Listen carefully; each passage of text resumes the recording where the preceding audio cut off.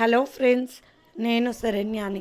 ఇవాళ సంసారం ఒక సాగరం 60వ భాగం చదువుకుందాం. రాసిన వారు మీనా ముక్తేశ్వర్ గారు. ఆద్య కరెక్ట్గా మాట్లాడుతుంది, ఏ విషయమైనా. పైగా ముచ్చటగా అందంగా ఉంది.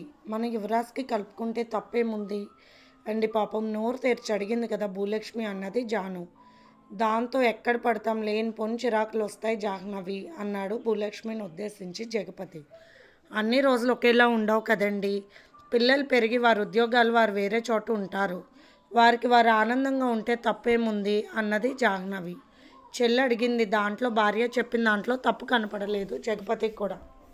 ఆ తర్వాత వరలక్ష్మి గారితో మాట్లాడితే, మీ ఇష్టమేరా, యువరాజ్ని కూడా అడుగు, వాడికి ఇష్టమైతే చెయ్యొచ్చు.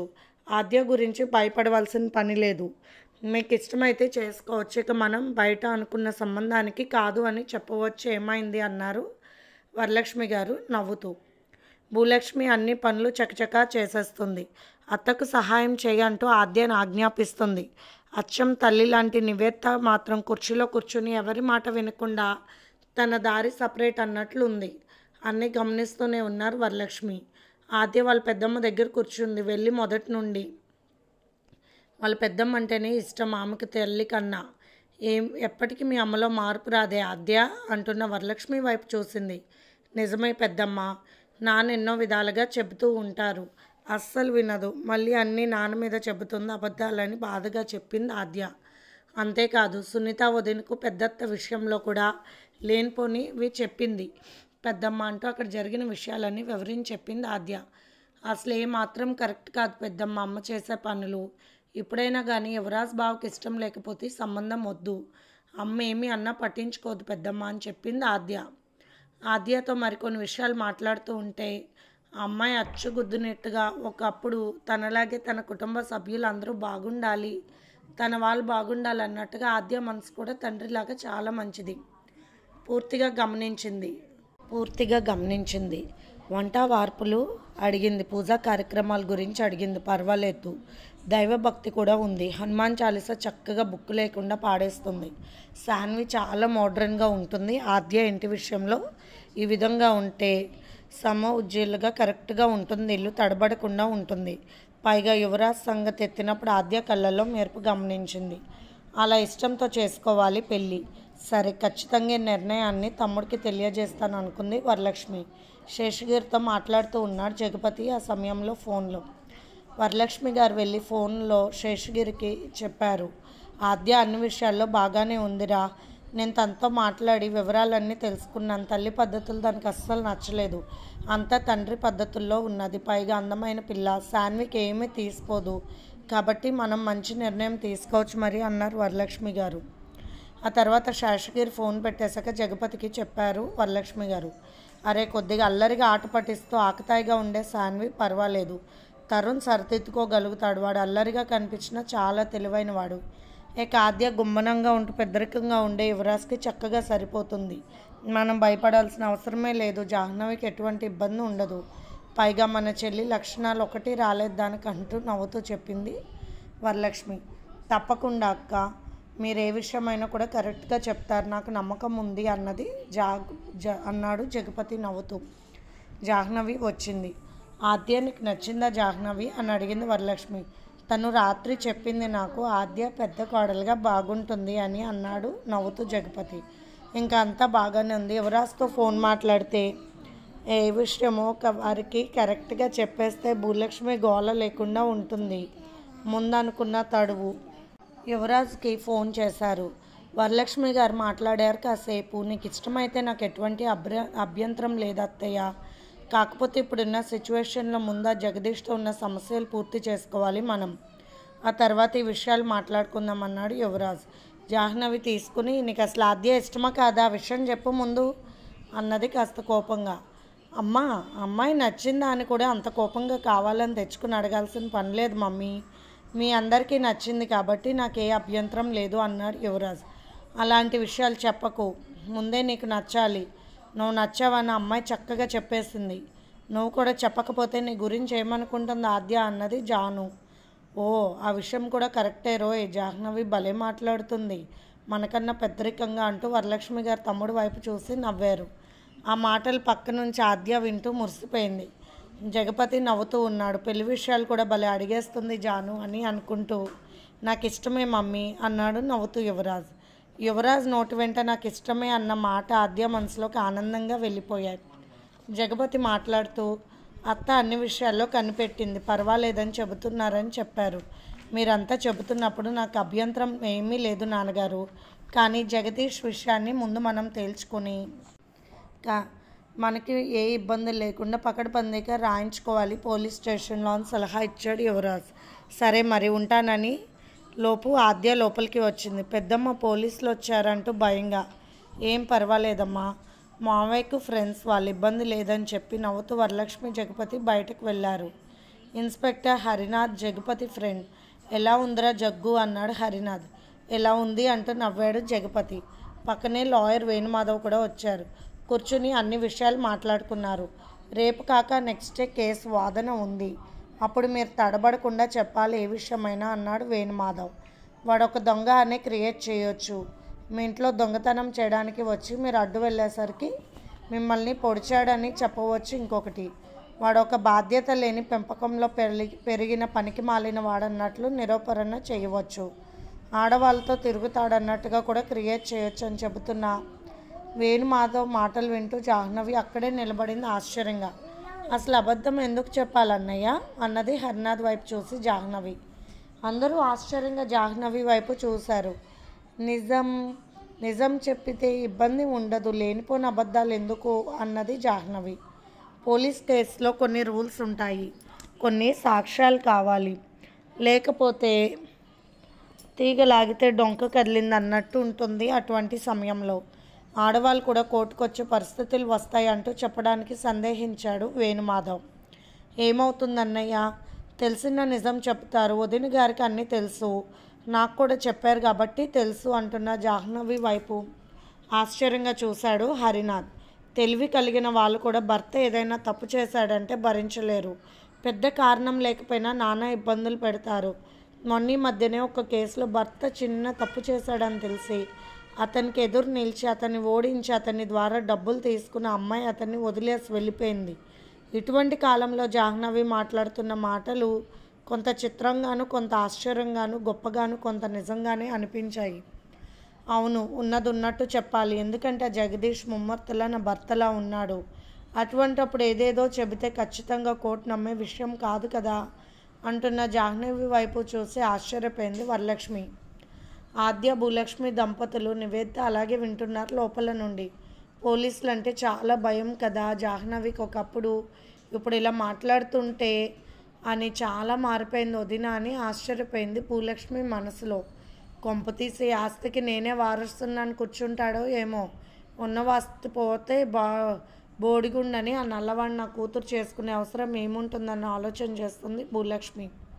ఈ కేసు నుండి తమ్ముడు బయటపడాలి, కుటుంబ పరువు ప్రతిష్ఠ ఏమీ పోకుండా అందరూ సుఖంగా ఉండాలని మనసులో బాధపడుతున్నారు వరలక్ష్మి గారు. ఇద్దరూ ఆడబడుచులే, కానీ ఆలోచించే విధానాల్లో ఎంత తేడా. అతన్ని మీరు కొడుకు అని ఒప్పుకునే పరిస్థితులు వస్తే ఒకవేళ జాహ్నవి గారు చెబుతున్నట్లు మనం నిజం చెప్పిన వేళ ఖచ్చితంగా ఆస్తిలో వాటా ఇవ్వాల్సి ఉంటుంది. వారి కొరకు వాదించే లాయర్ దివాకర్ పెద్ద ముదురు. వేరే కారణాలు చూపించి ఆస్తిలో సగం వాటా గురించి అడిగే అవకాశం ఉంది. ఎందుకంటే మీ పిల్లల కన్నా కూడా జగదీష్ పెద్దవాడు, ఈ విషయాన్ని పరిగణనలోకి తీసుకుంటారు. ఇంకా లేనిపోని చెప్పి రకరకాలుగా ఇరికించే అవకాశం ఉంది అని లాయర్ వేణుమాధవ్ చెబుతున్నప్పుడు ఆలోచనలో పడి అర్థం కాక అలాగే నిలబడిపోయింది జాను. ఆద్య వింటూ చాలా బాధగా చూస్తుంది. ఎందుకమ్మా ఇటువంటి కుటుంబం దగ్గరకు వచ్చావు? పెద్ద మావయ్య కుటుంబం ఏ గోళ లేని కుటుంబం, అటువంటి చోట మనకు అవకాశం దక్కలేదు. ఇటువంటి చోట అవకాశం దక్కినా కూడా ఉపయోగం లేదేమో అనిపిస్తుంది అన్నది నివేదిత. మంచి మాట చెప్పావు, నాకు అలాగే అనిపిస్తుంది. లేనిపోని లంపటం మనకెందుకు, మా అమ్మాయికి వేరే పెళ్లి చేసుకుంటాను, డబ్బు సహాయం చేయమని ఇద్దరు అన్నలను అడుగుతానన్నది భూలక్ష్మి. ఆద్య ఆశ్చర్యంగా చూసింది తల్లి అక్క వైపు. క్షణంలో మారిపోతారు, అదేలా పరిస్థితులు మారిపోతే మనుషులు అంత త్వరగా మారిపోతారా అని ఆశ్చర్యంగా చూసింది. ఎంతైనా ఆద్యకు తండ్రి మేనమామల వ్యక్తిత్వం పడింది. భూలక్ష్మి భర్త చాలా కోపంగా చూశాడు తల్లి కూతుర్ల వైపు. మీరు మనుషులు కాదు, కష్టంలో కూడా మీకు తగ్గట్టుగా ఉపయోగించుకునే రకాలు. నిజం చెప్పాలంటే ఆద్య విషయం పక్కన పెడితే మీ ఇద్దరి విషయంలో మాత్రం అన్న తమ్ముడు సహాయం చేయకూడదన్నారు భూలక్ష్మి భర్త. భూలక్ష్మి కోపంతో ఊగిపోయింది. తెలివి లేదు, సంపాదన లేదు, బుద్ధి లేదు. సంపాదించే తత్వం లేని నిన్ను చేసుకున్నాక నా తెలివితేటలతో ఏదోలాగా నెట్టుకు వస్తున్నాను. లేకుంటే మన బతుకుల పల్లెటూరులోనే ముగిసిపోయేదంటూ వెటకారంగా మాట్లాడిన భూలక్ష్మి లాయర్ చెప్తున్న మాటలను వివరంగా వింటున్న జగపతికి ఏమీ తోచలేదు. ఏమి చేయాలి? ఆర్థిక విషయాలకు వచ్చేసరికి భార్యతో, కొడుకులతో, కూతురుతో మాట్లాడి తీరవలసింది. నిజం ఒప్పుకోకపోయినా కూడా ఇబ్బందులు కలిగే అవకాశాలు ఉన్నాయి. ఎందుకంటే సుందరం మామూలు వాడు కాదు అని ఆలోచిస్తున్నాడు జగపతి. ఇందులో కొన్ని ముఖ్యమైన విషయాలను పొందుపరిచాను. మీరు చదువుకుని మీకు ఏది ఉపయోగంగా ఉంటుందో ఆ విషయాలకు టిక్కు పెట్టుకోండి. ఆ తర్వాత నాకు ఫోన్ చేసి చెప్పండి. సమయం లేదని మాత్రం గుర్తుపెట్టుకోండి అని చెప్పేసి ఇద్దరు కాఫీ తాగి వెళ్ళిపోయారు. ఏమిటి ఇళ్ళకు పోలీసులు రావడం, లాయర్ రావడం అని ఇంటా వంట లేదు. ఎటువంటి ఇంట్లో నేను కూతుర్ని ఇవ్వలేనులే. నాకు భయంగా ఉంటుంది. పైగా ఆద్యకు అసలు ఇష్టం లేదు. భయపడిపోతేనే దాన్ని బుజ్జగించి లోపల నుంచి వచ్చానని చెప్తుంది భూలక్ష్మి. జాహ్నవి కళ్ళు పెద్దవి చేసుకుని ఏమిటి నిన్ననే కదా ఒకలా మాట్లాడారు, మరి ఇంతలోనే ఎలా మాట్లాడుతున్నారని అడిగేసింది. జగపతికి చాలా కోపం వచ్చింది. జగపతి మామూలుగా ఉంటేనే అందరూ కూర్చొని మాట్లాడేటట్టు ఉంటారు. కోపం వచ్చిందంటే మాత్రం అందరికీ భయమే. మాట్లాడేది తన చెల్లెలు కాబట్టి మౌనంగా వింటున్నాడు. నీది అసలు నోరేనా తాటి పట్ట? కష్టాల్లో ఉన్న అన్నదమ్ముల బట్ట నువ్వు ఆలోచించే విధానం ఇదేనా? నీకు నువ్వే పిల్లనివ్వాలని బతిమాలింది. ఆడు అడగలేదు కదా, ఇప్పుడు నీకు నువ్వే వద్దంటున్నావు. ఏం మాట్లాడుతున్నావో నీకు తెలియడం లేదు. సమస్య ఉన్నప్పుడు పరిష్కార మార్గాలు ఇవ్వగలగాలి, లేకుంటే మౌనంగా ఉండాలి. మేము తెలివి గల వాళ్ళం కాదు మీలాగా. నా కూతుర్లకు పెళ్ళిళ్ళు చేయాలి, ఏదో మీకు తోచినంత ఇవ్వండి. పెద్దవాడిని కూడా అడిగి ఎలాగోలా పెళ్ళిళ్ళు జరిపించాలి, తాను బయట వాళ్ళతో అని చెప్పింది భూలక్ష్మి. ఇంతలో లోపల తలుపులు బాదుతున్నట్టు వినిపిస్తే జాహ్నవి వెళ్ళి తీసింది. ఆద్య ఆమె తండ్రితో బయటకు వచ్చింది. ఏంటి ఇలా తలుపులు ఎవరేశారన్నది జాహ్నవి భయంగా. ఇంకెవరమ్మా, ఇంటికి వచ్చిన దరిద్రం. ఈ విషయాలు ఇప్పుడు ఎత్తవద్దని నేను చెప్పాను. అసలు అలా మాట్లాడవద్దని చెప్పింది ఆద్య. అందుకని మమ్మల్ని తలుపులేసి పోలీసులు లాయర్లను చూసింది కదా, ఉన్న ఆస్తి మొత్తం పోతే ఏమీ ఉండదేమో అనుకుని కూతుర్ల పెళ్ళిళ్ళకు డబ్బులు అడిగేస్తుంది ఇప్పుడే బలవంతంగాని భార్య వైపు చూసి చిరాగ్గా చెప్పాడు భూలక్ష్మి భర్త. అసలే రకరకాల ఆలోచనలున్న జగపతికి చెల్లెల మాట తీరు చాలా బాధగా అనిపించింది. అక్క, ఎంత ఏమంటారు డబ్బులు చెల్లెలకి అన్నాడు జగపతి. అసలు నువ్వెందుకు ఇవ్వాలి? దానికి ఇల్లు, వాకిలి, ఆస్తి అన్నీ వచ్చాయిగా అన్నయ్య మూలంగా. అటువంటివి ఏమీ ఇవ్వాల్సిన అవసరం లేదు అన్నారు వరలక్ష్మి గారు. ఎన్నైనా మాట్లాడతావు. నీ కూతుర్లకు పెళ్ళిళ్ళు చేశాడు, మీ ఇంట్లో ఎన్నో రకాలు చేశాడు. ఆడబడుచు నువ్వేనా? నాకేమిచ్చారు మీరు అంటూ ఎంత ఎత్తున ఎగిరింది భూలక్ష్మి. భూలక్ష్మి నిమిషానికి ఒకసారి మనసు మార్చుకుంటే ఈ విధంగా మాట్లాడితే నువ్వు విలువ నువ్వే తీసుకుంటున్నావు. నీ మంచికే చెప్తున్నాను. ఇంట్లో జరుగుతున్న బాధ ఏమిటి, నీ బాధ ఏమిటి? భూలక్ష్మి, నువ్వు ఉన్నందువల్ల నీ మాటల వల్ల జగపతి కానీ ఇంట్లో వాళ్ళకి కానీ శాంతి లేదన్నది వరలక్ష్మి వెళ్ళమనే ఉద్దేశంతో. అక్క గురించి మాట్లాడడం నాకు ఇష్టం లేదు. నువ్వు ఇంకేం మాట్లాడకు భూలక్ష్మి అన్నాడు జగపతి. భూలక్ష్మి వాళ్ళ భర్త పిల్లల్ని తీసుకుని బయలుదేరాడు. అప్పటికి రామా అంటూ చిరాకు పడింది నివేత్త. కళ్ళల్లో నీళ్లతో అందరి వైపు చూస్తుంది ఆద్య. కుటుంబం చాలా బాగుంది. ఎవరో ఎక్కడో తెలియకుండా ఒక చోటకు వెళ్ళి నానా ఇబ్బందులు పడేదానికన్నా మావయ్య వాళ్ళ ఇంట్లో కోడలుగా వస్తే ఎంత బాగుంటుంది. అత్తమ్మ మంచి మనసు ఎవరికి ఉండదు. పైగా పెద్దమ్మ ఎప్పుడు ఇక్కడే ఉంటారు. ఆమె మాటలు ఉంటే ఎంతో జ్ఞానం కలుగుతాయి. అవును, మనలాంటి వాళ్ళు ఇక్కడుండి ఏం చేస్తాం? అత్తకి ఇంకా బాధ, మావయ్యకు బాధే అనుకుంది ఆద్య కళ్ళు తుడుచుకుంటూ. జాహ్నవికి దుఃఖం కలిగింది. నీ నోటితో నువ్వేగా యువరాజుని పెళ్లి చేసుకుంటానన్నావు, ఇప్పుడు మీ అమ్మ కాదనేసరికి వెళ్ళిపోతున్నావా అన్నది జాహ్నవి ఆద్య వైపు చూసి. అందరూ ఆశ్చర్యపోయారు జాహ్నవి మాటలకు. ఇష్టము కష్టము అని చెప్పడం అంతా మీ ఇష్టమేనా? ఎదుటి వారికి ఏ భావన ఉండదా అంటున్న జాహ్నవి మాటలు నిజంగా చాలా అర్థవంతంగా అనిపించాయి.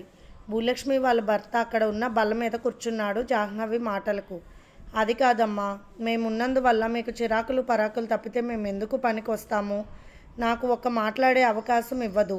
భూలక్ష్మి మాట్లాడే మాటలకు అసలు అర్థమే ఉండదు. మేముంటే మీకు లేనిపోని ఇబ్బంది జాహ్నవి అన్నారు భూలక్ష్మి భర్త.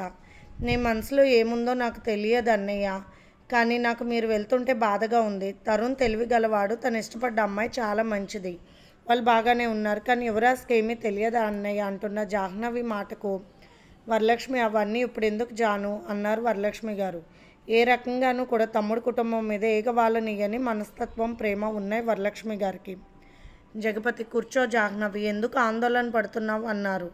ఇప్పుడు నేనున్నది ఉన్నట్టు మాట్లాడుతుంటే ఆపేయమని అంటున్నారు. నిన్న మీరంతా అంత పెద్ద మనుషుల్లా మాట్లాడారు కదా, అప్పుడు అందరూ సంతోషంగా ఉన్నారు, ఇంతలోనే మారిపోతుందా? అలా మార్చుకోవాలి వెంటనే. మనసు అంటే నాకు కష్టంగా ఉంది అన్నది జాహ్నవి. తెలివి గల వాళ్ళం అనుకునే వాళ్ళ మాటల్లో అర్థం ఏమీ లేదు. కానీ తెలివి లేదు అనుకున్న జాహ్నవి మాటల్లో సూటిగా అర్థం స్ఫురించింది అందరికీ. ఆద్యకు దుఃఖం ఆగడం లేదు, కానీ తమాయించుకుని అలాగే నిలబడింది. భూలక్ష్మి జాహ్నవి మాటలు వింటూ, దీనికి చూస్తే యువరాజ్కి బయట పిల్ల అందంగా దొరికినట్లు కనిపించలేదు. నా కూతురు బంగారు బొమ్మలా ఉంది కదూ, అందుకే ప్లాన్ వేసింది. పెద్దమ్మ మీద ప్రేమ ఉన్నట్టు ఏడుస్తుంది. ఆ నల్ల మొహాన్ని ఎవరు చేసుకుంటారు? పైగా ఆస్తి అన్ని గాలికి ఎగిరిపోయేలా కళ్ళ ముందు కనిపిస్తున్నాయి అనుకున్నది భూలక్ష్మి కోపంగా. చూడు జాహ్నవి, ఆద్య మంచి అందగత్తే, ఎంతో ఆస్తి దాని పేరు మీద పెడతానన్నా కూడా మేము ఒప్పుకోలేదు. బయట సంబంధాలన్నీ. యువరాజ్ అంటే చాలా కలర్ తక్కువ, అటువంటి వాడికి నా చిన్న కూతురుని ఇవ్వడం కుదరదని మొహమాటం లేకుండా చెప్పేసింది. అలా మాట్లాడితే ఏదో ఒక ఆస్తిని ఆద్య పేరును పెడుతుంది జాహ్నవి అయినా అన్న అత్యాశ భూలక్ష్మికి. నీకెన్నైనా బుద్ధి రాదు. జగపతిని చూడాలని వచ్చాను, కానీ లేకపోతే నీతో అసలు రాకూడదు అన్నారు భూలక్ష్మి భర్త బాధపడుతూ. జీవితం ఎంత చిత్రమైనది, ఎంతో విలువగా సాగిపోతున్నా ఈ కొత్త జీవితంలో అనుకోని విస్ఫోటనం కలిగింది. అది కూడా తన రక్తం పంచుకున్న కొడుకు వల్ల. ఈనాడు రక్త సంబంధం కూడా విక్రయిస్తున్నట్లు ఉంది భూలక్ష్మి రూపంలో. ఎన్నో ఏళ్ల కిందట తప్పు చేయడం ఏమిటి, ఈనాడు కాళ్ళకు ముళ్ళ వల్ల అడ్డుపడడం ఏమిటి? విధి విచిత్రం ఇలాగే ఉంటుంది. ఎవరైనా బుద్ధి తెచ్చుకుని వెళ్లాల్సిందే. ఒక వయసు కదా అని అడ్డగోలు తప్పులు చేస్తే ఒకనాటికి అవన్నీ అడ్డంగా వచ్చేస్తే మనిషిని కదలనివ్వకుండా చేస్తాయి. ఒకరికొకరు భరించలేక ప్రాణాలు తీసుకునేవారు కూడా ఉంటారు. ఇవన్నీ అవసరమా? ఈ వివేకాన్ని మర్చిపోతున్నారు ఇప్పటి జనం కొందరు. అవకాశం ఉండి కూడా పెడదారులు తొక్కుతున్నారు. అవకాశం లేనప్పుడు ఏదో తెలియని మూర్ఖత్వంతో తప్పులు చేశారని అనుకుంటే అది ఒక రకం. సౌశల్యత అనే దానికి అర్థం తెలియదు. విచ్చలవిడిగా సంతోషాలు అంతకు మించి అంటూ ఆస్వాదించడమే కానీ అందులో నిజమైన అనుభూతి ఏమిటో కూడా తెలుసుకునే ఓర్పు లేకుండా తయారయ్యారు. భూలక్ష్మి మాటలకు జాహ్నవికి బాగా ఏడుపొచ్చింది. వాడు నలుపైతే నిన్నెలా ఇష్టపడ్డారు? ఆద్య చేసుకోకపోతే ఏమీ పర్వాలేదు, ఆస్తి రాసిస్తే నలుపు పోతుందా అన్నది కోపంగా జాహ్నవి. పర్వాలేదు జాహ్నవి, నా భార్య వల్ల నీకు ఏదైనా ఇబ్బంది కలుగుతుందని భయపడ్డాను ఇక్కడికి రావటానికి. కానీ ఇప్పుడు నువ్వు మాట్లాడుతున్న మాటలు నేను కూడా మాట్లాడలేని మాటలు. పిరికితనంతో నేను ఒక పక్కన కూర్చుని ఉండడం వల్ల ఇలా తయారైంది ఇది. ఇకపై నేను కూడా తప్పు చేయదలుచుకోలేదు. ఎందుకంటే నా కూతుర్ల పెళ్ళిళ్ళ విషయంలో నేను ఖచ్చితంగా పట్టించుకుని తీరాలి. వారి జీవితాలను కూడా నాశనం చేస్తుంది దీని మూర్ఖత్వంతో. నేను పట్టించుకునే పరిస్థితి వచ్చింది. ఒకప్పటి పసిపాప లాంటి నువ్వు మాట్లాడుతుంటే నువ్వు అలా మాట్లాడుతుంటే నాకు ఆశ్చర్యం, బుద్ధి కలుగుతుంది. నిజమే, ధైర్యం ఎంతమందికి ఉంది? అది లేక అనవసరమైన పనులు చేస్తూ మనమంటే అందరూ భయపడాలన్నట్లు నటిస్తూ ఉంటారు. కేవలం అసలు జాహ్నవి లాంటి వాళ్ళే నిజమైన ధైర్యవంతులు. ఈ ప్రపంచంలో నిజాన్ని నిగ్గు తీసి అడగడం అంటే మామూలు విషయం కాదు అని అర్థమైంది భూలక్ష్మి భర్తకు. సరే బయలుదేరుతున్నాం అన్నది భూలక్ష్మి కోపంగా. ఏమీ మాట్లాడలేదు ఎవరు. పిచ్చి కన్నా, ఆద్యం చేసుకుంటావా అంటే అంతా మీ ఇష్టమే అని చెప్పాడు తప్పితే రెండో మాట మాట్లాడలేదని మనసులో ఆలోచిస్తూ కళ్ళు తుడుచుకుంటూ ఉంది జాహ్నవి. అందరూ వెళ్ళిపోతున్నారు. గేట్ తీశారు. తెలియని బాధ వచ్చేసింది జాహ్నవికి. జగపతికి ముందు తన జీవితంలో ఉన్న అతిపెద్ద సమస్యను వెంటనే తొలగించాలని ఖచ్చితంగా ఆలోచనలో పడ్డాడు. ఇది ఫ్రెండ్స్ ఇవాల్టి ఎపిసోడ్. రేపు ఇంకొక ఎపిసోడ్తో మేము ముందుకు వస్తాను. మీకు కనుక స్టోరీ నచ్చితే కనుక లైక్ చేసి షేర్ చేసుకుని సబ్స్క్రైబ్ చేసుకోండి ఫ్రెండ్స్. ఉంటాను.